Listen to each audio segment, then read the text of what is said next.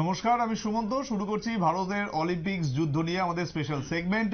Olympics চলাকালীন এই সেগমেন্টটি আমরা শুরু করেছি এবং গত কয়েকদিনে বিভিন্ন অতিথি আমাদের স্টুডিওতে যোগদান করেছেন এবং তাদের সঙ্গে আমরা বিভিন্ন বিষয় নিয়ে ডিসকাস করেছি এবং বিভিন্ন আপডেট আপনাদের সামনে দিয়েছি। আজও কিছু আপডেট রয়েছে। আপনারা জানেন, আপনি নিশ্চয়ই জানেন এতক্ষণে যে গতকালই নীরজ চোপড়া গতবারের ভারতের সোনা জয়ী, তিনি কিন্তু এবার আর সোনা জয় করতে পারলেন না। পাকিস্তানের যিনি অ্যাথলিট ছিলেন, তিনি জ্যাভলিন থ্রোয়ার, তিনি কিন্তু এবার জিতে নিয়েছেন সেই সোনা এবং নীরজকে সন্তুষ্ট থাকতে হয়েছে রূপো নিয়েই।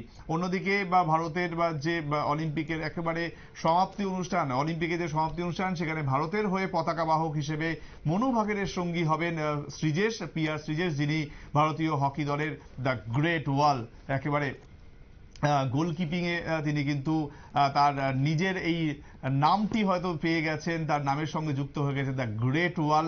তিনি এই বছর অলিম্পিক্সে স্পেশালি যেভাবে একের পর এক গোল রক্ষা করেছেন, তা দিয়ে কিন্তু ভারতকে একের পর এক ম্যাচে তিনি জয় এনে দিয়েছেন।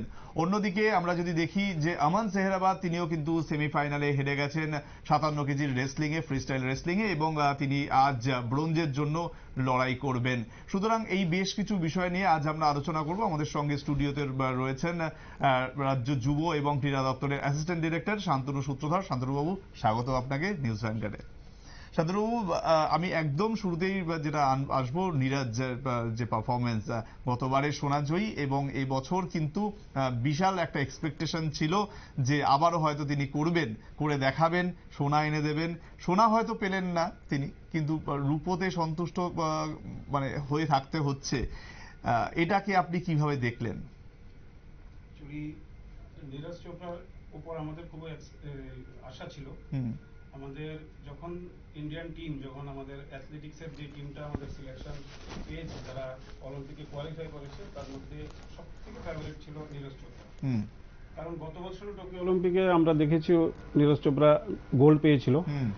তো অ্যাকচুয়ালি এটা একটা কথা বলতে হয়, আমাদের অলিম্পিক্সে যারাই পার্টিসিপেট করে, যেই দেশের অ্যাথলিটসরা পার্টিসিপেট করে, সবাই কিন্তু ভালো প্রিপারেশন নিয়ে আসে।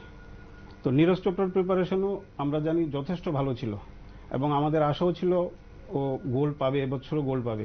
কিন্তু এটা হার্ড লাকই বলা যায়, নীরজ চোপড়ার হার্ড লাক, আমাদের ভারতবর্ষের জন্য হার্ড লাক। তো রূপতেই সন্তুষ্ট থাকতে হলো এবার। কিন্তু পারফরমেন্সের হিসাব যদি করুন, একেবারে কিন্তু খারাপ হয়নি। 89 পয়েন্ট সামথিং ও ছিল প্রথমবার।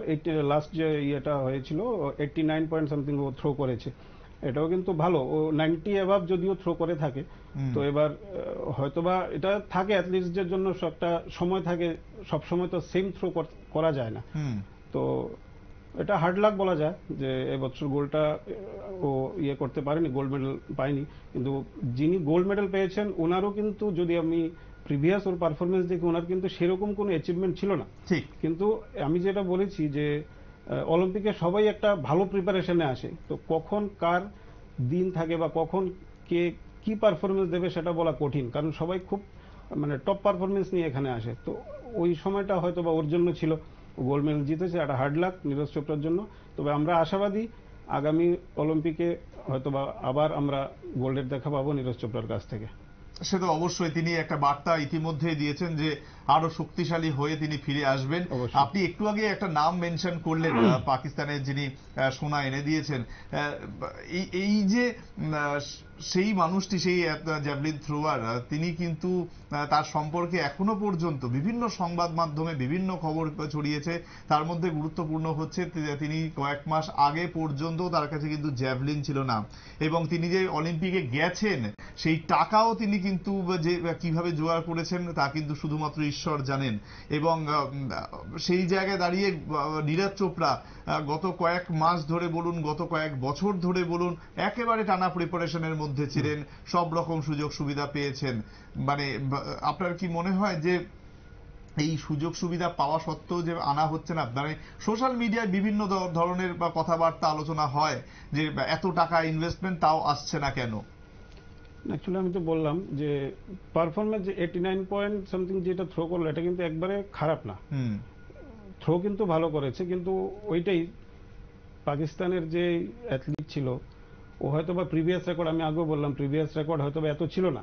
কিন্তু প্রিপারেশন থাকে সবার। অলিম্পিক গেমস সব থেকে বড় ইভেন্ট, আমাদের ওয়ার্ল্ডের সব থেকে বড় ইভেন্ট। ওই ইভেন্টে সবাই একটা মানে স্ট্রং একটা মেন্টালিটি নিয়ে যায় যে কিছু একটা করতে হবে। তো আমাদের যারা পাকিস্তানের যে অ্যাথলিট ছিল, ওরও ওই দিনের ইয়েটা ভালো, পারফরমেন্স ভালো ছিল, ওই জন্য 92 পয়েন্ট সামথিং ও থ্রো করেছে।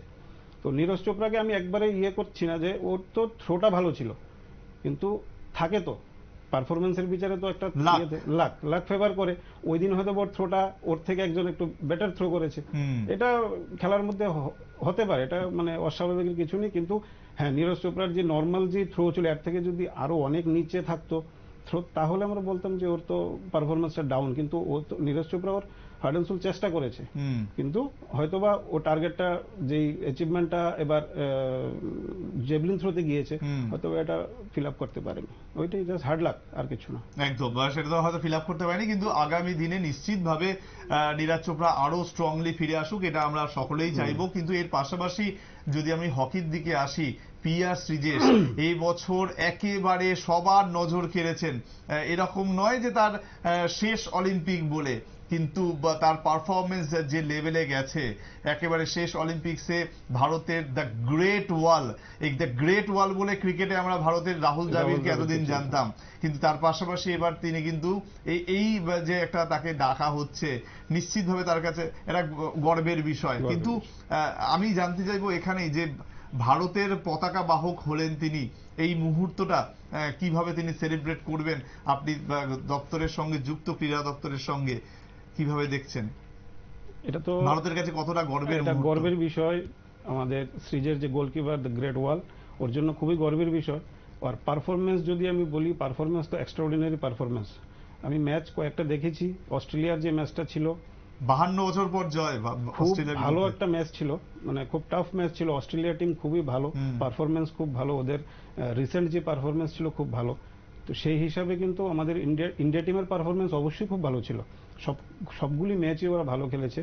তো পারফরমেন্স, আপনি যদি লাস্ট ফিনিশিংটা দেখতে চান, আমাদের গোলকিপারের ফিনিশিং কিন্তু মারাত্মক ছিল। ঠিক, প্রত্যেকটা একটা পেনাল্টি শুট আউট যেটা আমরা লক্ষ্য করেছি, পেনাল্টি শুট আউট গুলো খুব দক্ষতার সাথেও সেভ করেছে। তারপর ছিল আমাদের যে ইয়ের ম্যাচটা, আমাদের একটা টাই ব্রেকারে একটা গিয়েছিল, গ্রেট ব্রিটেনের সাথে যে টাই ব্রেকারে গিয়েছিল। আপনি একটা জিনিস লক্ষ্য করুন, টাই ব্রেকারের মধ্যে কিন্তু এটা একটু লাক ফেভারও করে, প্লাস আমার যে প্লেয়ারগুলি থাকে ওদের স্কিলের উপর অনেকটা ডিপেন্ড করে। স্কিল যত ভালো থাকবে ওই, কারণ হকির পেনাল্টি শুট আউটটা একটু অন্যরকম। একদম আমাদের ফুটবলে যেরকম একটা স্পট থেকে শুটিং করা হয় সেরকম না, সেরকম নয়, একটু এগিয়ে যেতে হবে, এগিয়ে গিয়ে তারপর গিয়ে আপনার গোলকিপারকে ডস করতে হবে, তারপর গিয়ে গোল করতে হবে। তো ওই দিকে যদি আপনি লক্ষ্য রাখুন, শ্রীজেশ কিন্তু ওই জায়গায় দুটো সেভ করেছে, খুব দুর্দান্ত সেভ করেছে। আর প্লাস আমাদের যারা স্ট্রাইকার ছিল, যারা শট নিয়েছে, ওরাও কিন্তু খুব দক্ষতার সাথে গোলগুলো করেছে, একটা গোল কিন্তু মিস হয়নি, কিন্তু ব্রিটেনের কিন্তু মিস হয়েছিল। তো এখানে আমাদের গোলকিপারকে অবশ্যই আমার ক্রেডিট দিতে হয়, খুব দক্ষতার সাথে, মানে ভরপুর এক্সপিরিয়েন্স ছাড়া এরকম সেভ সম্ভব না। তো সেই জায়গায়, আর শ্রীজেশের এক্সপিরিয়েন্স তো অবশ্যই সবাই আমরা জানি, ভালো এক্সপিরিয়েন্স, অলিম্পিকের এক্সপিরিয়েন্স ভালো, ইন্টারন্যাশনাল এক্সপিরিয়েন্স ভালো, এবং ভালো গোলকিপার। তো সেই জায়গায় মানে আমরা অবশ্যই আশা করেছিলাম, এবার গত বছরও টোকিও অলিম্পিকে ব্রোঞ্জ এসেছিল, এবার হয়তোবা কালারটা চেঞ্জ হতে পারতো, এবং আশাও ছিল। কিন্তু এটাও হার্ড লাগ যে শেষ মুহূর্তে গিয়ে জার্মানির সাথে, এটাও গেমের একটা part, one of the part of the game, হার জিত থাকে, কিন্তু একবারে কিন্তু সারেন্ডার করেনি না, এটাই ইম্পর্টেন্ট যেটা আপনি বারবার বলছেন। খুব টাফ ম্যাচ ছিল, জার্মানিও কিন্তু খুব ইজি ভাবে জিততে পারেনি, টাফ ম্যাচ ছিল। তো সুতরাং মানে ক্রেডিট দিতে হয় আমাদের টিমকে, আমাদের হকি টিমকে। অনেক বছর পর, আগে একটা সময় ছিল যখন হকির ইন্ডিয়াই ছিল একমাত্র, ঠিক, অনেকগুলো গোল্ড এসছে হকির ইয়ে থেকে, কিন্তু শেষ গোল্ড এসেছিল 1980 সালে, তারপরে এখনো পর্যন্ত আসেনি, একটা গ্যাপ, বিশাল বড় একটা গ্যাপ। তারপর এখন যেভাবে আমাদের হকি টিম ফিরে আসছে, ইন্টারন্যাশনাল অলিম্পিক ছাড়া লাস্ট রিসেন্ট যে ইন্টারন্যাশনাল টুর্নামেন্ট গুলো হয়েছে, পারফরমেন্স কিন্তু ভালো, ইন্ডিয়া হকি টিমের পারফরমেন্স ভালো। আর গার্লস টিম তো এটাও হার্ড লাক, গত বছরের 4th পজিশন ছিল গার্লস হকি টিমের, এবছর কোয়ালিফাই করতে পারেনি।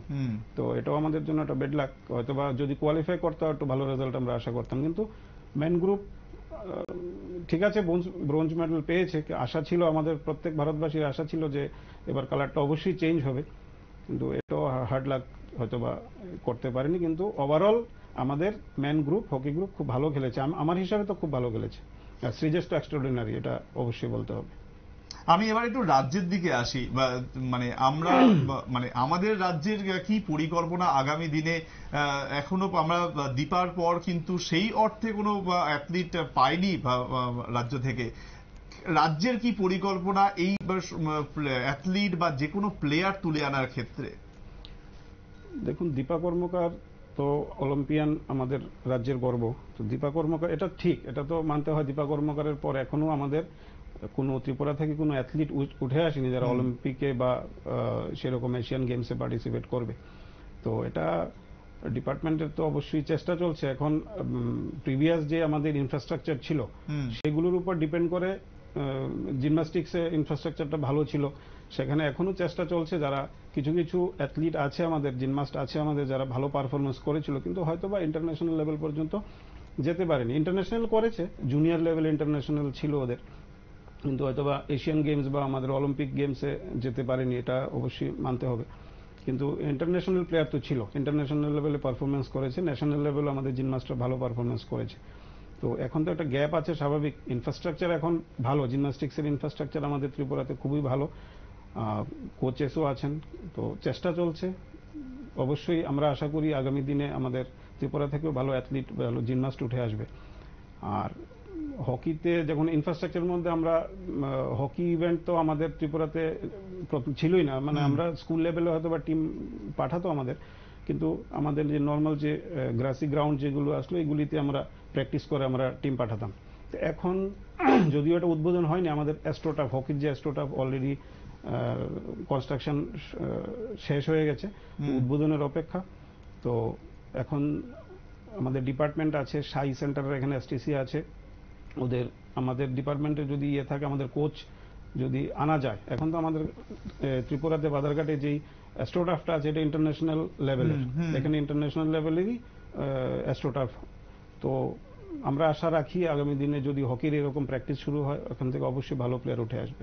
অ্যাথলেটিক্সেও আমাদের যে সিনথেটিক ট্র্যাক আমাদের ছিল না, এখন দুটো ট্র্যাক, একটা তো অলরেডি উদ্বোধন হয়ে গেছে, রেডি পানিসাগরে, আর বাদারঘাটে এটা আন্ডার কনস্ট্রাকশন, এটা অলমোস্ট 70-80% কাজ শেষ, কিছুদিনের মধ্যে এটা শুরু হবে। তো ওই লেভেলে যদি প্র্যাকটিস করে, সিনথেটিক ট্র্যাকে যখন প্র্যাকটিস হবে, যখন ভালো ইনফ্রাস্ট্রাকচারে প্র্যাকটিস হবে, তারপর আমাদের সময় দিতে হবে। মানে হঠাৎ করে তো আর একটা প্লেয়ার উঠে আসে না, হঠাৎ করে একটা এক্সপেক্ট করা যায় না রেজাল্ট। কিন্তু গত কয়েকদিনে আমাদের এই স্টুডিওতে এই একই অনুষ্ঠানে যারা যারা এসেছিলেন তাদের কিন্তু বেশিরভাগই একটাই কথা বলেছেন, যে মানে দুটো কথা রাদার বলেছেন। এক হচ্ছে সরকারের ভূমিকা, সরকারের পদক্ষেপ এই সমস্ত প্লেয়ার উঠিয়ে আনার ক্ষেত্রে, এবং অবশ্যই যে সমস্ত সেন্টার্স গুলো রয়েছে, ট্রেনিং সেন্টার্স গুলো রয়েছে, কোচিং সেন্টার্স রয়েছে, তাদেরও একটা ভূমিকা থাকে, যেখানে কোচেদের কাজ হচ্ছে বিভিন্ন, যেখানে একেবারে ইন্টেরিয়ার এলাকাগুলো রয়েছে সেখান থেকে সঠিক প্লেয়ার তুলে আনা, সেটা হয়তো হচ্ছে না। আর দুই, আমি একটা জায়গায় আসতে যাবো, সেটা হচ্ছে বাজেট। আমরা দেখেছি যে কেন্দ্রীয় সরকার হোক বা রাজ্য সরকার হোক, সেখানে বাজেটের একটা ইস্যু থাকে, এখনো পর্যন্ত সেই অর্থে একটা বড় সড়ো বাজেট অ্যালোকেট থাকে না এই পার্টিকুলারলি স্পোর্টসের ক্ষেত্রে। তো এই দুটো জায়গায় আপনি কি বলবেন? সরকার, মানে রাজ্য সরকারের ভূমিকাটা ঠিক কোথায়? ট্যালেন্ট আইডেন্টিফিকেশন যেটা বলেছেন, ট্যালেন্ট আইডেন্টিফিকেশন তো এটা একটা গুরুত্বপূর্ণ বিষয়। ট্যালেন্ট আইডেন্টিফিকেশন, আমাদের ভালো প্লেয়ার উঠে আনতে তো অবশ্যই ট্যালেন্ট আইডেন্টিফিকেশনটা দরকার। যেটা ট্যালেন্ট আইডেন্টিফিকেশন আমাদের প্রথম যে উৎসটা, এটা আমাদের ত্রিপুরা স্পোর্টস স্কুলে যখন আমরা ভর্তি করাই, তখন এখানে একটা ট্রায়ালের ব্যবস্থা করা হয়। আমরা ক্লাস 4-এ এখানে আমাদের স্টেট গভর্নমেন্টের যে ত্রিপুরা স্পোর্টস স্কুল আছে বাদারঘাটে এবং পানিসাগরে, ক্লাস 4-এ এখানে ভর্তি করানো হয়। তো আমরা বিভিন্ন ব্লক লেভেলে ওটার সিলেকশন ট্রায়াল করানো হয়, ওইখান থেকে ব্লক লেভেলের সিলেকশনের পর তারপর একটা স্টেট লেভেলে আরেকটা স্ক্রিনিং হয়, তারপরে এখানে। এটা আপনি কোন গেমসের কথা বলছেন? এটা আমাদের স্পোর্টস স্কুল আপাতত 6টা ইভেন্ট আছে, এই 6টা ইভেন্টের মধ্যে আমরা এই ইয়েটা করি। প্রথম অ্যাকচুয়ালি গেম ওয়াইজ হয় না এটা, স্পোর্টস স্কুল আমাদের যে একাডেমি, স্পোর্টস স্কুলের যে একাডেমি, এখানে প্রথম ওভারঅল একটা ফিটনেস টেস্ট হয়, তারপরে তাদেরকে এখানে কিছুদিন ট্রেনিং করানো হয়, তারপর ওদের ট্যালেন্টের উপর বেস করে ওদেরকে গেম সিলেকশন করা হয়। তো এটা তো এই ট্যালেন্ট আইডেন্টিফিকেশন চলছে। আর এটা ছাড়া আমাদের যে কোচিং সেন্টারগুলো আছে, রিমোট এরিয়া তো আমাদের কোচিং সেন্টার আছে, ডেডিকেটেড কোচিং সেন্টার আছে এখন ডিপার্টমেন্টের। ওইগুলি থেকে এখন আগামী দিনে তো লাস্ট কিছুদিন আগে থেকেই আমাদের ডেডিকেটেড কোচিং সেন্টার শুরু হয়েছে। তো এখানেও এখন আমরা যা দেখছি প্রেজেন্ট ডেজ কিছু সংখ্যক প্লেয়ার তো খুব ভালো ভালো আসছে। হ্যাঁ, সবাই তো আর এরকম একসাথে তো সবাই ভালো পারফরমেন্স দেয় না, কিন্তু কিছু কিছু আমাদের ডেডিকেটেড কোচিং সেন্টার আছে যেখান থেকে মোটামুটি ভালো লেভেলের প্লেয়ার আসছে, যাদেরকে যখন আমরা যদি নেক্সট কোচিং ফ্রেজে যখন আমরা যাই তখন ওদের থেকে অবশ্যই আমরা কিছু ভালো আশা করতে পারি। আর যেহেতু আমাদের এখানে স্পেশালি অ্যাথলেটিক্স বলুন, আগে সবসময় ঘাসের আমাদের যে ট্র্যাক ছিল, ঘাসের ট্র্যাকে প্র্যাকটিস করানো হতো। তো তারা তখন কি করতো, তারা ঘাসের ট্র্যাকে প্র্যাকটিস করে যখন আমরা ন্যাশনাল লেভেলে যাই তখন কিন্তু আমাদের যেই সিনথেটিক ট্র্যাকের মধ্যে ওদের কম্পিটিশন করতে হতো, যেটা আমাদের প্লেয়ারদের জন্য খুব অসুবিধা হতো। তো আশা রাখছি আগামী দিনে এটা আর অসুবিধাটা হবে না, কারণ আমাদের এখানে এখন পানিসাগরের বাজারঘাটে দুটো সিনথেটিক ট্র্যাক আমাদের রেডি হচ্ছে। একটা তো অলরেডি স্টার্ট হয়ে গেছে, আর একটা অলমোস্ট শেষের পথে।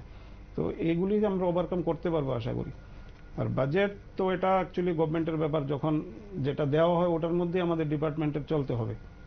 আর স্পোর্টস স্কুলে যেরকম আছে এখন মোটামুটি ভালো একটা দেওয়া হয় ওদেরকে, যে খাওয়া দাওয়ার ব্যাপারটা যেটা দেওয়া হয় ভালো একটা অ্যামাউন্ট দেওয়া হয়, খাওয়ার কোয়ালিটিও ভালো। তো এখন ডিপেন্ড করে আমাদের যে পারফর্মার আছে ওদের উপর ডিপেন্ড করে, কিছু আমাদের কোচ যারা আছে তাদের উপরে ডিপেন্ড করে। সবাই চেষ্টা তো চালিয়ে যাচ্ছে, এখন দেখা যাক আগামী দিনে যদি আমাদের দীপা কর্মকারের মতো আরো প্রতিভাবান খেলোয়াড় উঠে আসবে, আমরা আশা করি অবশ্যই। আরেকটি বিষয় অবশ্যই ডিসকাস করতে চাইবো, সেটা হচ্ছে যে অন্যান্য যে দেশগুলো রয়েছে সেখানে আমরা প্রতিবার পিছিয়ে থাকি, মানে সঠিক সংখ্যক অ্যাথলিট বা প্লেয়ার যায় না বলে। সেটাও কিন্তু একটা অন্যতম গুরুত্বপূর্ণ কারণ, যে কারণের জন্য আমরা হয়তো বেশি পদক পাই না। এই জায়গায় মানে যারা প্রাক্তন কোচ বা প্লেয়ার তাদের কিন্তু একটাই কথা, যে আমাদের দেশে এখনো পর্যন্ত স্কুল লেভেল থেকে সঠিকভাবে খেলার জন্য উৎসাহ দেওয়া হয় না, বা বাবা মারা যারা রয়েছেন তারা হয়তো এখনো পর্যন্ত ভাবেন যে ছেলে বা মেয়ে বকে যাবে যদি না ভালো করে পড়াশোনাটা করে। খেলার প্রতি এই যে মানে ইন্টারেস্টটা গ্রো করানো, সেই ব্যাপারে রাজ্য সরকার কিছু ভাবছে? এটা তো অ্যাকচুয়ালি এটাও একটা ফ্যাক্ট। আমাদের গার্জিয়ানরা, সবাইকে তো বলা যাবে না, ম্যাক্সিমাম গার্জিয়ান একটু ইন্টারেস্টেড থাকে না হয়তো বা ছেলে মেয়েদেরকে ইয়েতে দেওয়ার জন্য, কিন্তু ইন্টারেস্ট গ্রো করা অ্যাকচুয়ালি ওটা গার্জিয়ানদের উপরও ডিপেন্ড করে, আমাদের প্লেয়ারদের উপরও ডিপেন্ড করে।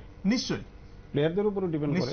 ওরা যদি ইন্টারেস্ট দেখায় গার্জিয়ানরাও ইন্টারেস্ট দেখাবে, ওরা যদি পারফরমেন্স দেয় অটোমেটিক গার্জিয়ানরাও এটার উপর ইন্টারেস্ট পাবে। আপনি আরসিসিতে বলুন, দেখুন প্রচুর সংখ্যক গার্জিয়ান কিন্তু ওদের ছেলে মেয়েদেরকে নিয়ে আসছে, প্রচুর সংখ্যক গার্জিয়ান কিন্তু নিয়ে আসছে। তো এটা মানে, কিন্তু এটা এখনো পর্যন্ত ম্যান্ডেটারি কেন করা হচ্ছে না? এটা অ্যাকচুয়ালি দেখুন আমাদের ভারতবর্ষে, এটা তো ঠিক বলেছেন যে আমাদের এখানে এখনো কম্পালসারি স্পোর্টসটাকে কিন্তু স্কুল লেভেলে কম্পালসারি করা হয়নি।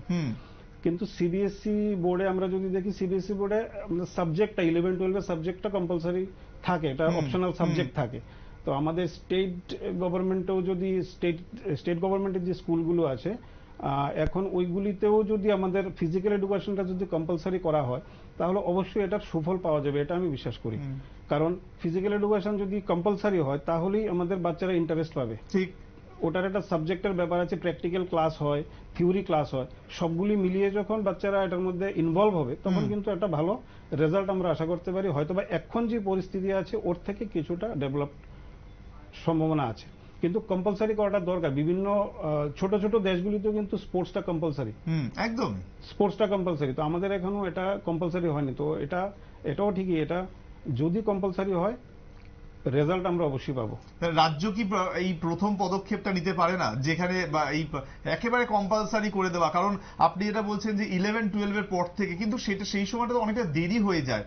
কারণ আজকে যদি আমরা যে সমস্ত অ্যাথলিট বা যে সমস্ত প্লেয়ার বা যে কোনো পার্টিকুলার গেমের ক্ষেত্রে আপনি যদি বলেন, তাহলে এই খেলাটা কিন্তু অ্যাকচুয়ালি শুরু হয় 7-8 বছর বয়স থেকে।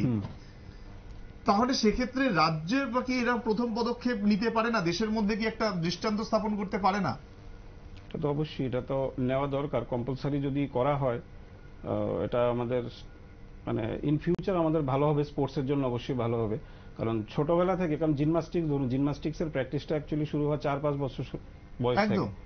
ওই বয়স থেকে শুরু হয়। তো স্কুলে যদি এটা স্কুল থেকে যদি এটা শুরু হয়, এখন কি হয় একটা জিমন্যাস্টিক যে কোচিং সেন্টারগুলো আছে ওই সেন্টারগুলোতে গার্জিয়ানরা নিয়ে আসে, কিন্তু এটা যদি স্টার্টিংটা যদি স্কুল থেকে হয় তাহলে আরো বেশি ইনভলভমেন্ট হতো, আরো বেশি ইনভলভমেন্ট হয়। মানে শুধু জিমন্যাস্টিকটা একটা এক্সাম্পল দিলাম, সব গেমেরই কথা বলছি। একদম। যে যেই গেমে ইন্টারেস্টেড থাকে, প্রথম তো ইন্টারেস্ট দরকার, আগে ইন্টারেস্ট থাকলে তারপরেই তো আসা যায়।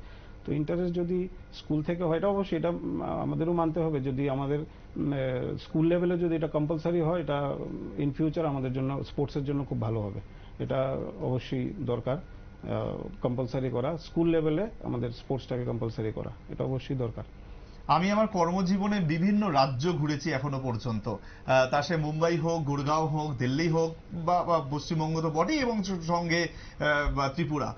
এই বিভিন্ন রাজ্য ঘুরে আমার যেটা এখনো পর্যন্ত উপলব্ধি হয়েছে সেটা হচ্ছে বিভিন্ন যে ইংরাজি মাধ্যম যে স্কুলগুলো রয়েছে, স্পেশালি আইসিএসসি বা সিবিএসসি বোর্ড, তারা কিন্তু তাদের স্কুলগুলোতে একটা যে ফিজটা নেয় তার মধ্যে কিন্তু এই খেলার ব্যাপারটা বা গেমসের ব্যাপারটা ঢুকিয়ে রাখে। কিন্তু সরকারি যে কোনো স্কুলে এখনো পর্যন্ত কিন্তু বিভিন্ন রাজ্যে এটা এখনো কম্পালসারি করা হয়নি, ফ্রি আর, এবং সেক্ষেত্রে লোকে আর ইন্টারেস্ট আছে না। এখন আমাদের যে বিদ্যাজ্যোতি স্কুলগুলো আছে এগুলোতে সেম 11-12ই হয়, 11-12 সাবজেক্ট চালু আছে। বিদ্যাজ্যোতি স্কুলগুলোতে এখন 11-12 করেছে, কিন্তু যেটা বলছিলাম এটা শুরু থেকেই একদম প্রাইমারি লেভেল থেকে যদি কম্পালসারি হয়, এটার জন্য যদি আলাদা ক্লাস থাকে, স্পোর্টসের জন্য যদি আলাদা এরকম থাকে, তাহলে ডেভেলপমেন্টটা আর একটু মানে বেশি আমরা আশা করতে পারি। মানে আজকের দিনে আমরা যেটা বিশেষত দেখি যে আগেকার দিনে কি হতো, ইভেন আমি আমার সময়ের কথা বলতে পারি, তখনও কিন্তু আমরা দেখেছি যে চারিদিকে মাঠ ছিল, বা বাবা মা বিকেল হলেই বলতো যা মাঠে যা, খেলতে যা। এখন সেই জায়গাটাই নেই। এখন যেভাবে পড়ার চাপও বেড়েছে, বাবা মা বলে যে কিছু হলেই ফেল করে যাবি, পড়াশোনা কর, বা এই পড়ার চাপ, ওই পড়া, যে কারিকুলাম রাখা হয়েছে সেই কারিকুলাম গুলোকেও আজকে কিন্তু সেই অর্থে মানে এত গুরুত্ব দেওয়া হচ্ছে যে খেলাটাই বাচ্চাদের জীবন থেকে হারিয়ে গেছে, এবং যার কারণে আজকে বেশি করে বাচ্চারা হয়তো বা বেশি ভারী চেহারা হয়ে যাচ্ছে, তাদের বিভিন্ন শারীরিক সমস্যা দেখা যাচ্ছে। দেখুন আগে আমরাও যখন মাঠে ছিলাম তখন দেখুন একটা, এখন যে স্কুলের টাইমটা যেটা, এখন কিন্তু স্কুলের পড়ার লোডও আছে। প্রাইভেট স্কুলগুলোতে আমি দেখি অনেক পড়ার লোড থাকে, ঠিক। তারপরে টাইমিংটাও কিন্তু একটু মোটামুটি ছুটি হতে, স্কুলগুলি ছুটি হতে মোটামুটি 4:30 বেজে যায় একদম। তো 4:30 পর একটা স্টুডেন্ট বাড়িতে গিয়ে, বা যাই হোস্টেলে যাক বা বাড়িতে যাক, গিয়ে ফ্রেশ হয়ে খাওয়া দাওয়া করে মাঠে আস্তে আস্তে খুব তাড়াতাড়ি, আমি খুব তাড়াতাড়িও যদি আমি ধরি 5টা 5:30 বাজবে, তারপর প্র্যাকটিসের টাইমটা কোথায়? একদমই তাই। এটাই আমাদের একটা মানে দুর্বলতাই বলতে পারি। তো আমাদের স্কুল টাইমটা কিন্তু অনেকটা দেরিতেই ছুটি হয়, তারপরেও কিন্তু কিছু কিছু স্টুডেন্ট ওরা কিন্তু যেভাবেই হোক স্কুল মানে স্কুলের মধ্যে পারমিশন নিয়ে কিন্তু ওরা প্র্যাকটিসে চলে আসে।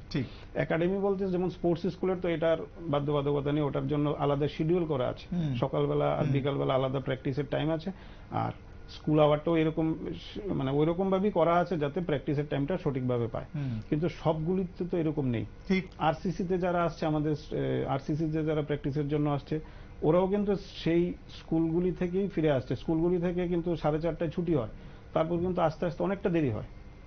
কিছু কিছু স্কুল থাকে যেগুলি হয়তো বা 1:30টায় ছুটি হয়ে যায়, ওরা টাইম মতো আসতে পারে, কিন্তু তারপরেও কিন্তু ম্যাক্সিমাম আমাদের যে সরকারি স্কুলগুলো আছে 4টা 4:30টাতে ছুটি হয়। তো ওটা কিন্তু একটা ব্যাপার আছে। আর পড়ার প্রেশারটাও থাকে, স্বাভাবিক গার্জিয়ানরাও একটু ইয়ে করে, কারণ পড়াশোনা না করে শুধু খেলাধুলা করলেও গার্জিয়ানরা আবার একটু ইয়ে করে, এটা নেগেটিভলি নেওয়া হয়। তো এটা মানে তো গ্যাপ তো আছে আমাদের এখানে একটা, এটাও একটু বিচার বিবেচনার বিষয়। এটা ডেফিনেটলি সরকারি বা লেভেলে আপনারা হয়তো ভালো গুরুত্বপূর্ণ ভূমিকা নিতে পারবেন। তাই আমরা অনেক সময় কি করি, আমরা স্কুলগুলিতে যারা প্রিন্সিপাল এইচএম থাকেন ওদেরকে আমরা রিকোয়েস্ট করি যাতে আমাদের যে প্লেয়ারগুলো আছে যারা খেলাতে ইন্টারেস্টেড তাদেরকে যাতে একটু তাড়াতাড়ি ছুটি দেওয়া হয়, রিকোয়েস্ট করি। সারা পাওয়া যায়, এরকম না সারা পাওয়া যায় না, সারা পাওয়া যায়, কিন্তু অনেক সময় স্কুল কর্তৃপক্ষ দিতে চাইলে অনেক সময় গার্জিয়ানরা রাজি থাকেন না। তো এটা আসলে মানে আমি জানি এই সঙ্গে অনেক কিছু জড়িয়ে রয়েছে, একটা সমস্যা তো আছে। তারপরও এইগুলির ভিতর দিয়ে মোটামুটি আমাদের প্লেয়াররা বেরিয়ে আসছে, কিছু কিছু প্লেয়ার তো বেরিয়ে আসছে। লাস্ট ইয়ার আমাদের স্কুল লেভেলে যে পারফরমেন্স হয়েছে, ন্যাশনাল লেভেলে তো ভালো পারফরমেন্স হয়েছে। একটা স্পোর্টস স্কুল থেকেই মোটামুটি 34 মেডেল এসেছিল ন্যাশনাল লেভেলে। ওটা কিন্তু কোভিডের পর কিন্তু স্পোর্টস স্কুলের অবস্থা একটু খারাপই ছিল, কোভিড হসপিটাল ছিল। তো তারপরেও কিন্তু ওই জায়গা থেকে দাঁড়িয়ে তারা লাস্ট ইয়ার যে এটা সেশনটা ছিল 23-24 যে সেশনটা 34 ওদের মেডেল এসছে স্পোর্টস স্কুল থেকে। আমি শুধু স্পোর্টস স্কুলের কথাটা বলছি, বাইরের যে আমার অন্য পারফর্মাররা আছে ওদের থেকেও মেডেল এসেছিল ন্যাশনাল লেভেলে। আর ইন্টারন্যাশনাল লেভেলে তো এখন সেরকম অ্যাচিভমেন্ট এখনো ত্রিপুরা থেকে আসেনি। লাস্ট অনেক বছর আগে যেরকম ভাবে ইন্টারন্যাশনাল লেভেল চলছিল, আর আমাদের স্পোর্টস স্কুলের যেমন অস্মিতা দে জুডোর যে প্লেয়ারটা, ওকে খেলো ইন্ডিয়ার একটা ভালো অ্যাচিভমেন্ট পেয়েছিল, তারপর ওকে মধ্যপ্রদেশের সেন্টারে দেওয়া হয়েছে। ও কিন্তু বরাবর ইন্টারন্যাশনাল ভালো করছে, অলরেডি 3টা ইন্টারন্যাশনাল মেডেল আছে ওর। তো আমরা আশা করছি, এখন ওর বয়স কম, হয়তো আগামী দিনে অস্মিতা দেও এশিয়ান গেমস বা অলিম্পিকে পার্টিসিপেট করার একদম ক্ষমতা রাখে। ওর পারফরমেন্স এখন খুবই ভালো। তো ওর থেকেও আমরা কিছু আশা করি যে ত্রিপুরার মেয়ে এখন মধ্যপ্রদেশে আছে, খেলো ইন্ডিয়া সেন্টারে, এক্সিলেন্স সেন্টারে আছে। তো আমরা আশা রাখি আগামী দিনে জুডোর যে ইভেন্টটা, এবার অলিম্পিক্সে যেরকম একজন জুডোতে কোয়ালিফাই করেছে, অলিম্পিক কোয়ালিফাই করেছে, তুলিকা মান খুব সম্ভবত, তো একজনই ছিল, কিন্তু অস্মিতা দেও কিন্তু সেই ক্যাপাসিটি রাখে, ভালো জুডোকা। তো ইন্টারন্যাশনাল লেভেলে ওর যে জুনিয়র ইন্টারন্যাশনাল লেভেলে কিন্তু ওর মেডেল আছে এখন। তো আমরা আশা রাখছি আগামী দিনে ওর থেকে কিছু ভালো আশা রাখছি। ত্রিপুরাবাসী হিসাবে অবশ্যই আশা রাখছি। বিলুনিয়ার মেয়ে খুব ভালো অ্যাথলিট। আমি এইখানেই আসতে চেয়েছিলাম যে আপনি বললেন যে অস্মিতা যেরকম গেছে, কিন্তু এরকম তো আরো অনেককে তুলে আনতে হবে, যাতে আজকে শুধুমাত্র অস্মিতা নয়, অস্মিতার যেন নিজস্ব একটা কম্পিটিশন থাকে এবং এই ট্যালেন্টটা যাতে হারিয়ে না যায়। কারণ আমরা জানি যে একটা সময়ের পর, এই স্কুল থেকে বেরোনোর পর হয়তো বাবা মা তাকে বলবে যে ডাক্তারি পড়, ইঞ্জিনিয়ার পড়, কিন্তু এই ট্যালেন্টটা যাতে হারিয়ে না যায়, তার জন্য এখন থেকেই যদি আমরা একটা পদক্ষেপ করি, তবেই কিন্তু এই ট্যালেন্টটা হারাবে না। এবং আমরা যে আজকে স্টুডিওতে বসে এত কথা বলছি, মানে এই কথা বলার হয়তো তখন হয়তো অন্যরকম আমরা একটা গর্ব করতে পারবো যে দেশের জন্য যখন এরাই পদক এনে দেবে বা রাজ্যের জন্য পদক এনে দেবে। মানে আমি ওটাই বলতে যেটা আপনি বললেন যে স্কুল লেভেলে 34টা পদক, এই 34টা পদকের পর কি, হোয়াট ইজ নেক্সট? দেখুন, অ্যাকচুয়ালি যেটা বলেছেন ঠিক, কিন্তু এখন আমাদের ডিপার্টমেন্টের তরফ থেকে একটা কিন্তু ভালো ইনিশিয়েটিভ নেওয়া হয়েছে। আপনি যে পয়েন্টটা বললেন যে স্কুল লেভেল খেলার পর ওরা হারিয়ে যাচ্ছে, একটা সময় ছিল কিন্তু আসলে হারিয়ে যাচ্ছিল। স্পোর্টস স্কুল থেকে যখন ওরা বেরিয়ে যাচ্ছে, এটা তো একটা একাডেমির মধ্যে আছে। বাইরে কোচিং সেন্টারগুলোতে কি হয়, আমরা মাঠে যখন প্র্যাকটিস করে তখনই ওদেরকে আমরা আমাদের কন্ট্রোলে রাখতে পারি। বাড়িতে যাওয়ার পর তো আমাদের কন্ট্রোলে থাকে না, ঠিক, এটা আমাদের তখন গার্জিয়ানের কন্ট্রোলে থাকে। কিন্তু আমাদের যে গভর্নমেন্টের যে একাডেমি আছে, সেখানে কিন্তু ওরা 24 ঘন্টা আমাদের এখানে থাকে, হোস্টেলে থাকে। তো এটা অনেক ডিসকাশন হয়েছে। আপনি যে কোয়েশ্চেনটা করেছেন এটা আমরাও করেছি, যে আমাদের তো 12 এর পরে যখন স্কুল থেকে বেরিয়ে যায়, তখন তো ওদেরকে আর ওই পারফরমেন্সটা, তখন তো পারফরমেন্স দেওয়ার টাইম। অ্যাকচুয়ালি 12 এর পরে যখন ওরা বয়সটা 18 প্লাস হয়, তখন পারফরমেন্স দেওয়ার টাইম, ওই টাইমেই তো আমরা বাচ্চাদেরকে ছেড়ে দিচ্ছি। ঠিক।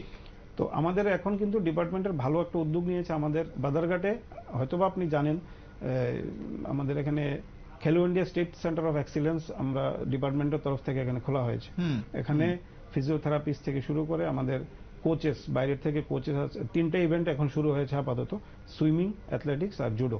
জুডোতে আমাদের বাইরের থেকে আউট অফ স্টেট একজন কোচ এখানে আছে, রিক্রুট করা আছে। সুইমিং এরও কেরালা থেকে একজন কোচ এখানে আছে। অ্যাথলেটিক্সের কোচও উত্তরপ্রদেশ থেকে এখানে রিক্রুট করা হয়েছে। তো ওরা মানে এক্সিলেন্স সেন্টারটা এখন এরকম পর্যায়ে আছে যে আমাদের 12 এর পর স্পোর্টস স্কুল থেকে বা অন্য যে আমাদের ডেডিকেটেড সেন্টার বা আমাদের খেলো ইন্ডিয়ার অন্য যে সেন্টারগুলির নন রেসিডেন্সিয়াল যে সেন্টারগুলো আছে, ওইখান থেকে বেরোনোর পর আমরা যে বাচ্চাগুলোকে আগে হারিয়ে ফেলতাম, এখন আমরা একটা স্ক্রিনিং করে ওদেরকে এই এক্সিলেন্স সেন্টারে আমরা রাখছি, আমাদের ডিপার্টমেন্টের তরফ থেকে রাখা হচ্ছে। এবং তাদেরকে এখন হোস্টেলের ফ্যাসিলিটিস দেওয়া হচ্ছে স্পোর্টস স্কুলে। নিঃসন্দেহে ভালো উদ্যোগ, খুব ভালো উদ্যোগ নেওয়া হয়েছে। তো এটা মাত্র শুরু হয়েছে, এটার জন্য আমাদের একটু অপেক্ষা করতে হবে। আশার যে এরকম যে এইবার যেরকম এই সেন্টার থেকে আমাদের ইন্টার সাই যে খেলাটা হয়েছে, ইন্টার সাই প্লাস ইন্টার খেলো ইন্ডিয়া যে এক্সিলেন্স সেন্টারগুলো, এখানে জুডো কম্পিটিশন আমাদের টিম এখান থেকে গিয়েছিল, 9টা মেডেল এসছে উইথ গোল্ড। তো হয়তোবা শুরু হলো, তো আমরা সুইমিংও আশা করতে পারি। অ্যাথলেটিক্সে অবশ্যই আমি অ্যাথলেটিক্সটাকে একটু করছি, কেন অ্যাথলেটিক্সে এখনো ভালো পারফরমেন্স হয়নি। তো এটা আমাদের তো মাঠও নেই, এখন জাস্ট শুরু হচ্ছে, এখন মাঠ অলরেডি শেষের পথে, আমি আগেও বলেছি। তো আশা রাখছি আমাদের যে এক্সেলেন্স সেন্টার আছে, যে কোচ আছে, তারা এখন যদি মাঠ রেডি হয়, বা স্পোর্টস স্কুলের যারা কোচেস আছে যারা অ্যাথলেটিক্সের সাথে যুক্ত, তারাও কিন্তু খুব চেষ্টা করছে পারফরমেন্স একটা লেভেল পর্যন্ত গিয়ে থেমে যাচ্ছে, কিন্তু ওদেরও দোষ নেই, কারণ সিনথেটিক ট্র্যাকটা তো ওদের কাছে নেই। তো এখন ওরা পেয়ে যাবে। তো আশা রাখছি জুডো যে এরকম ভাবে একটা ভালো রেজাল্ট দিল, শুরুটা করলো, ওরাও করবে। নর্থ ইস্ট একটা ইয়ে হয়, খেলো ইন্ডিয়া উইমেন্স লিগ, এটার মধ্যে লাস্ট যে আমাদের টিমটা গেল, মেয়েদের টিমটা গেল, 16টা মেডেল এসেছিল উইথ গোল্ড। দারুণ। তো এই এক্সিলেন্স সেন্টারের এটা রেজাল্ট। তো ওই প্লেয়ারগুলোকে কিন্তু আমরা আগে পেতাম না। ওই প্লেয়ারগুলো কিন্তু 12 দিয়ে ওরা বেরিয়ে যেত, কলেজ টলেজে যেত, হয়তো বা মাঝে মধ্যে আমাদের সাথে দেখা হতো, কিন্তু এখন ওদেরকে আমরা এখানে রেখে দিচ্ছি। আমাদের ডিপার্টমেন্ট কিন্তু এই উদ্যোগটা নিয়েছে। এখন খেলো ইন্ডিয়া সেন্টারে আমাদের স্পোর্টস স্কুলের হোস্টেলের মধ্যে ওদেরকে ফ্যাসিলিটিস দেওয়া হচ্ছে, থাকা খাওয়ার ফ্যাসিলিটিস দেওয়া হচ্ছে, প্র্যাকটিসের সুযোগ দেওয়া হচ্ছে। আশেপাশের যে কলেজগুলো আছে ওইখানে ওদেরকে ভর্তি করানো হচ্ছে, ওরা কলেজ টাইমে কলেজ করছে আর প্র্যাকটিসের টাইমে প্র্যাকটিস। বাহ, দারুণ উদ্যোগ। এটা কিন্তু আমাদের নিঃসন্দেহে ভালো এখন উদ্যোগ। শুরু হয়েছে, একদম জুডো দিয়ে শুরু হয়েছে, ভালো রেজাল্ট হয়েছে। এবছর 9টা মেডেল এসছে। লাস্ট আমাদের নর্থ ইস্টে যে উইমেন্স লিগ গেল, খেলো ইন্ডিয়া উইমেন্স লিগে 16টা মেডেল এসছে। তো আশা রাখছি আগামী দিনে অন্য যে দুটো ইভেন্ট আছে, যারা এখন 12 দেওয়ার পরে যারা পারফরমেন্সের টাইম যাদেরকে এখন আগে ছাড়া হতো, তারা এখন আমাদের সেন্টারই আছে। আমরা ওদের থেকে ভালো রেজাল্টই আশা করছি। বেশ, আমি আরো একটু জায়গায় আসবো, যে একটু আগে আমরা ডিসকাশনে ছিলাম, সেটা হচ্ছে ইন্টেরিয়ার। যারা একদম ইন্টেরিয়ারে থাকেন, প্রত্যন্ত অঞ্চলে, তাদের উঠে আসার জন্য, তাদের কাছে আমরা জানি যে অনেক সময় সামর্থ্য থাকে না খেলার জন্য, সেই টাকা পয়সা থাকে না, খাবার অভাব থাকে, এই রকম বিভিন্ন বিষয় থাকে, তাদের জন্য সরকারের কোনো পরিকল্পনা রয়েছে? দেখুন, প্রত্যেকটা সেন্টারে আমাদের যেই আমাদের বিভিন্ন সাব ডিভিশন বা ডিস্ট্রিক্টে যে সেন্টারগুলো আছে, ওইগুলি তো অ্যাকচুয়ালি রেসিডেন্সিয়াল সেন্টার না, ওগুলিতে নন রেসিডেন্সিয়াল সেন্টার। এখন আপাতত এখন বাড়ি থেকে ওরা ইয়ে করে, প্র্যাকটিস টাইমই শুধু আসে। আগরতলা আমাদের যে সেন্টারটা আছে, এই সেন্টারটা এখন রেসিডেন্সিয়াল। সাই এসটিসিতে একটা রেসিডেন্সিয়াল সেন্টার আছে, আর sports school plus excellence centre যেটা খেলো ইন্ডিয়ার, একটা রেসিডেন্সিয়াল সেন্টার। তো আপনি যেটা বলছেন, বাইরে থেকে আমরা এখন ডিপার্টমেন্টের তরফ থেকে একটা উদ্যোগ নেওয়া হয়েছে, এটা বেশ কিছুদিন ধরেই চলছে। আমরা স্পেশাল ড্রাইভ একটা অ্যাটেম্প নিই। স্পেশাল ড্রাইভে বিভিন্ন সাব ডিভিশন ডিস্ট্রিক্টের যে প্লেয়ারগুলো আছে, যাদের স্কুল লেভেলে যারা পারফরমেন্স ভালো করছে, মেডেল আর্নিং করছে, বা ধরুন একটা লেভেল পর্যন্ত গিয়ে ওরা আর উঠে আসতে পারছে না, তাদেরকে আইডেন্টিফাই করা হয় স্পেশাল ড্রাইভের মাধ্যমে। ওই স্পেশাল ড্রাইভের থেকে আমরা বাছাই করে একদমই যারা ভালো, তাদেরকে স্পোর্টস স্কুল বা এক্সিলেন্স সেন্টারে এখন ভর্তি করানো হচ্ছে। তো ওই দিকটাও মোটামুটি এখন নজরে আছে ডিপার্টমেন্টের তরফ থেকে। বিভিন্ন সেন্টারগুলোতে আগেই ইন্টিমেশন দেওয়া আছে যে যারা এরকম অ্যাচিভমেন্ট থাকবে তাদের ডিটেলস ওরা পাঠানোর পর, প্লাস আমাদের ডিপার্টমেন্টেরও নজর থাকে, যারা স্টেট লেভেলে ভালো রেজাল্ট করে তাদেরকে আমরা মার্ক করি, আইডেন্টিফাই করি, করার পর এই স্পেশাল ড্রাইভটা হয়। এখনো একটা আমাদের ক্রাইটেরিয়া আছে, একটা ইয়েতে থাকে, একটা মানে টেস্ট হয়, একটা ফিটনেস, একটা স্কিল টেস্টের মতন হয়। ওই টেস্টগুলোর ভিত্তিতে ওদেরকে আমরা স্পেশাল রিক্রুটমেন্টে আনি।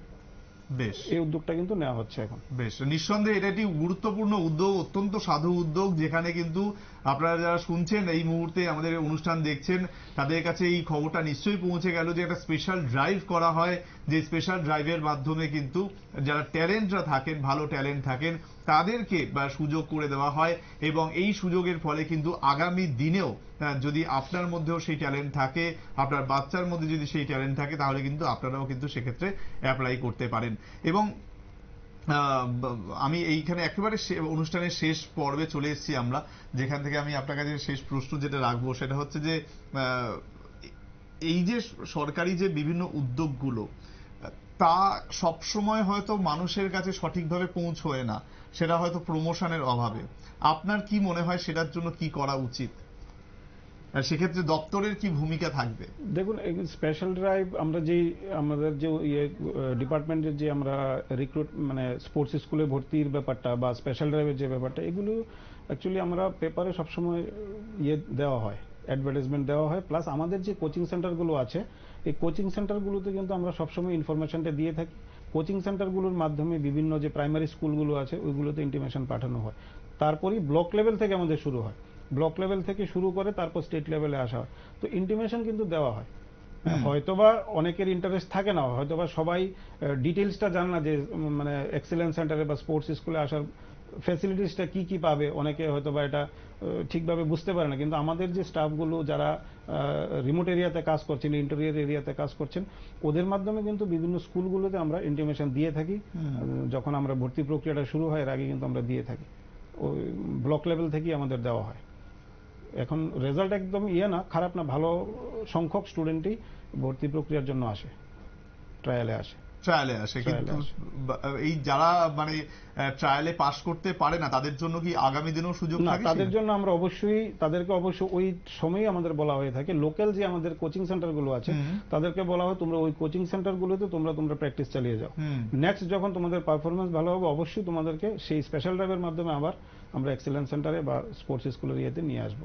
এটা কিন্তু করা হয়, কারণ এরকম না যে ওরা হয়তো স্পোর্টস স্কুলে বা আমাদের যে সেন্টারগুলোতে রেসিডেন্সিয়াল আমাদের যে একাডেমিগুলো আছে এখানে তো আমরা কোটা অনুযায়ী আনতে অনেক একসাথে তো অনেকজন আনা যায় না, এটা কোটা নির্দিষ্ট কোটা থাকে, কোটা অনুযায়ী যারা বাদ পড়ে তাদেরকে কিন্তু আমরা আমাদের যে লোকাল যে সেন্টারগুলো আছে ওই সেন্টারগুলোতে আমরা মোটিভেট করি, তোমরা ওই সেন্টারগুলোতে প্র্যাকটিস করো। ওই সেন্টারগুলোতে প্র্যাকটিস করে তোমাদের পারফরমেন্স, তোমরা যে ইভেন্টে ভালো ওই ইভেন্টের পারফরমেন্স তোমরা দেখাও, তারপরে তোমাদেরকে এখানে আনা হবে, আবার নিয়ে আসা হয়। ভালো, এখন তো আমাদের গভর্নমেন্টের তরফ থেকে একটা ভালো উদ্যোগ নিয়েছে। আমি মানে লাস্ট ইয়ার যেরকম যারা ন্যাশনাল মেডালিস্ট থাকে, যারা ন্যাশনাল মেডালিস্ট আছে, গোল্ড মেডেল যদি হয় ন্যাশনালে, যদি গোল্ড মেডেল পায় ওদেরকে 1 লক্ষ টাকা করে দেওয়া হয় গভর্নমেন্টের তরফ থেকে। যারা সিলভার মেডেল পাচ্ছে 50,000 টাকা দেওয়া হয়, আর যারা ব্রোঞ্জ পাচ্ছে তাদেরকে 25,000 টাকা করে দেওয়া হচ্ছে গভর্নমেন্টের তরফ থেকে। এটা মুখ্যমন্ত্রীর একটা স্পেশাল ফান্ডের থেকে দেওয়া হয়। এটা কিন্তু অলরেডি চালু আছে আমাদের এখানে। গত বছর একটা রবীন্দ্র ভবনে বড় প্রোগ্রাম করে ডিপার্টমেন্টের তরফ থেকে এটা দেওয়া হয়েছে। তো মোটিভেশন তো ডিপার্টমেন্ট মানে সরকারিভাবে মোটিভেট করা হচ্ছে স্টুডেন্টদেরকে, মানে ইকোনমিক্যালি দেওয়া হচ্ছে। যারা এবার গোল্ড পেয়েছে, যে আমি লিস্টটা বললাম, অনেকেই গোল্ড পেয়েছিল। যোগা ন্যাশনাল হয়েছিল এবার আমাদের আরসিসিতে আন্ডার 17, এখানে গোল্ড মেডেল এসেছিল আমাদের। ইউনিভার্সিটি খেলো ইন্ডিয়া ইউনিভার্সিটি মিট আমাদের ত্রিপুরাতে হয়েছিল এবার ন্যাশনাল লেভেলটা, তো ওইটাও কিন্তু ওখানেও গোল্ড মেডেল এসেছিল। সবাইকে কিন্তু আর্থিকভাবে পুরস্কার করা হয়েছে গভর্নমেন্টের তরফ থেকে। ইভেন ফুটবল, জুডো যারা মেডেল পেয়েছে সবাইকে পুরস্কার দেওয়া হয়েছে, আর্থিকভাবে পুরস্কার দেওয়া হয়েছে ওই স্কিমের আওতায়। এটা কিন্তু আগে ছিল না, কিন্তু এখন কিন্তু এটা স্টার্ট হয়েছে। তো এটাও একটা ভালো দিক, কারণ অন্য স্টেটগুলোতেও দেখুন অলিম্পিকে যারা মেডেল পায় ইকোনমিক্যালি কিন্তু ওদেরকে হেল্প করা হয়, গভর্নমেন্টের তরফ থেকে হেল্প করা হয়, কিন্তু ভালো অ্যামাউন্ট দেওয়া হয়। তো এটা আমাদের ত্রিপুরাতে আগে ছিল না, কিন্তু এখন কিন্তু ছোট করেই হোক শুরু হয়েছে। ছোটও তো বলা যাবে না, গোল্ড পেলে 1 লক্ষ টাকা করে দেওয়া হচ্ছে। কিন্তু অলিম্পিকের ইয়েটা আরো বেশি, এটা শুধু স্কুল লেভেলেরটা বলছি আমি। অলিম্পিকে যদি মেডেল পায় ওর জন্য কিন্তু ভালো অ্যামাউন্ট পুরস্কার থাকছে, আর্থিক সহায়তা থাকছে। Same Asian level, Commonwealth games সবগুলোর জন্য ডিপার্টমেন্টের গভর্নমেন্টের তরফ থেকে একটা ফিনান্সিয়াল একটা দেওয়া হয়েছে। এটা ভালো উদ্যোগ, এটা খুব দরকার। কিন্তু আরো একটি বিষয়, সেটা হচ্ছে যে কিছুদিন আগেই কিন্তু আমরা জেনেছিলাম যে একটি ফুটবল অ্যাস্ট্রোটার্ফ তৈরি করা হচ্ছে, সেইটার কি আপডেট রয়েছে এই মুহূর্তে যদি আপনি বলেন আমাদের দর্শকদের জন্য। ফুটবল অ্যাস্ট্রোটার্ফ তো আমাদের অলরেডি উমাকান্ত, প্রথম তো উদয়পুর চন্দ্রপুরে একটা অ্যাস্ট্রোটার্ফ, এটা সবার আগে হয়েছে, তারপর উমাকান্ত একাডেমিতে হয়েছে, আর খোয়াইতে একটা অ্যাস্ট্রোটার্ফের কাজ চলছে, এটাও শেষের পথে। আমাদের জিরানিয়া সাব ডিভিশন একটা already complete, Mohanpur sub division একটা কমপ্লিট, আর স্পোর্টস স্কুলের মাঠে এখন একটা অ্যাস্ট্রোটার্ফের কাজ চলছে, ফুটবল অ্যাস্ট্রোটার্ফের কাজ। জম্পু জলারটাও কমপ্লিট। মোটামুটি ভালো সংখ্যক মানে ফুটবলের ইয়েটা ভালো, এখন অনেকগুলো নতুন মাঠ তৈরি করা হয়েছে। আর আমাদের এখানে বাদারঘাটে যেই অ্যাথলেটিক্সের যে ট্র্যাকটা বানানো হচ্ছে ওর মাঝখানেও কিন্তু একটা ফুটবল মাঠ, ওটা গ্রাসি গ্রাউন্ড একটা তৈরি করা হচ্ছে। ওটা যদিও মেইনলি অ্যাথলেটিক্সের, কিন্তু মাঝখানে যে জায়গাটা এখানে ফুটবলের জন্য রেডি করা হচ্ছে। বর্তমান জায়গায় দাঁড়িয়ে আমি যদি রাজ্যের মানে খেলার দিকের জায়গাটা তুলে ধরি, মানে আমি বলতে চাইছি ক্রিকেট, ফুটবল বা অন্যান্য যে সমস্ত গেমসগুলো রয়েছে, তো সেখানে রাজ্যের পজিশনটা ঠিক কি, চিত্রটা ঠিক কি, যে আমি বলতে চাইছি যে তারা কতটা প্রস্তুত আগামী দিনে যাওয়ার জন্য, এবং টিম হিসেবে তারা কতটা পরিশ্রম বা প্রিপারেশন চলছে। দেখুন, অ্যাকচুয়ালি এটাও ডিপেন্ড করে আমাদের কিছু ইনফ্রাস্ট্রাকচার জন্য। যেমন কিছু ইভেন্ট আছে মোটামুটি আমরা ন্যাশনাল লেভেলে এখন ভালো করছি, যোগা বলুন, জুডো বলুন, ভালো রেজাল্ট হচ্ছে। অ্যাথলেটিক্সটা তো আমি আগে বলছি, এটা আমার একদম ব্যক্তিগত মতামত। অ্যাথলেটিক্স যতক্ষণ না আমাদের ভালো মানে ইন্টারন্যাশনাল লেভেলের আমাদের অ্যাথলেটিক্সের ট্র্যাক থাকে ততক্ষণ কিন্তু কিছু আশা করা যায় না। আমরা স্টেট ন্যাশনাল লেভেল পর্যন্ত একটা লেভেল পর্যন্তই যেতে পারবো, কিন্তু সেই হাই পারফরমেন্স দেওয়া হবে না। কারণ প্র্যাকটিসটা যতটা টেকনিক্যালি, এটা টেকনিক্যাল ব্যাপার থাকে একটা। আপনি ঘাসের মাঠের মধ্যে যে প্র্যাকটিসটা করবেন আর ইন্টারন্যাশনাল বা ন্যাশনাল লেভেলে গিয়ে যেই সিনথেটিক মাঠে করবেন, এটার মধ্যে ডিফারেন্স থাকে। যদি প্র্যাকটিসটাই যদি ওইখানে না হয় তাহলে তো ওই লেভেলে করা যাবে না। তো এখন আমরা আশা করি আগামী দিনে এরকম পারফরমেন্স আমরা পাবো, কারণ এখন আমাদের যে ইনফ্রাস্ট্রাকচার মোটামুটি রেডি। আশা করি আগামী দিন আমরা সেই পারফরমেন্সটা পেয়ে যাব। বেশ, অনেক ধন্যবাদ আপনাকে। আজকে আমরা কিন্তু অনেক তথ্য পেলাম, যে তথ্যগুলো ডেফিনেটলি যারা আগামী দিনে অ্যাথলিট, যারা আগামী দিনের প্লেয়ার, তাদের সবার জন্য কাজে লাগবে। এবং আগামী দিনে আমরা নিশ্চিতভাবে আমাদের রাজ্য থেকে আরো প্রচুর প্রচুর সংখ্যক অ্যাথলিট পাবো, এমনটাই আমরা আশা করব। এবং শুধুমাত্র অলিম্পিক্স নয়, তার পাশাপাশি অন্যান্য যে কোনো বা জাতীয় যে খেলাগুলো হয়, জাতীয় লেভেলের যে টুর্নামেন্টগুলো হয়, সেগুলো থেকেও কিন্তু পদক আসবে, এমনটা আমরা আশা করতে পারি। এবং সরকারের যে স্ট্যান্ড বর্তমানে এবং সরকারের যে বিভিন্ন প্রকল্পগুলো রয়েছে, সরকারের যে আর্থিক সহায়তাগুলো রয়েছে, সেগুলো যাতে প্রত্যেকে কাজে লাগাতে পারে, তার জন্য কিন্তু সরকারের বিভিন্ন পদক্ষেপ রয়েছে। সুতরাং সেই জন্য আপনারা ডেফিনেটলি যোগাযোগ করতে পারেন। বিভিন্ন আপনাদের স্কুল রয়েছে, স্কুল লেভেলে হোক বা তারপরে কলেজ লেভেলে হোক, তাতে কিন্তু আগামী দিনে আমরা আরো বেশি করে অ্যাথলিট পাবো। অনেক ধন্যবাদ শান্তনুবাবু আজ আপনাকে আমাদের সঙ্গে স্টুডিওতে সময় দেওয়ার জন্য। আগামী দিনে আমরা এই বিষয় নিয়ে আরো বিভিন্ন আলোচনা, বিভিন্ন আপডেট আপনাদের সামনে তুলে ধরবো। তবে এই মুহূর্তে আপনারা কোথাও যাবেন না, অন্যান্য খবরের জন্য চোখ রাখুন শুধুমাত্র নিউজ ভ্যানগার্ডে।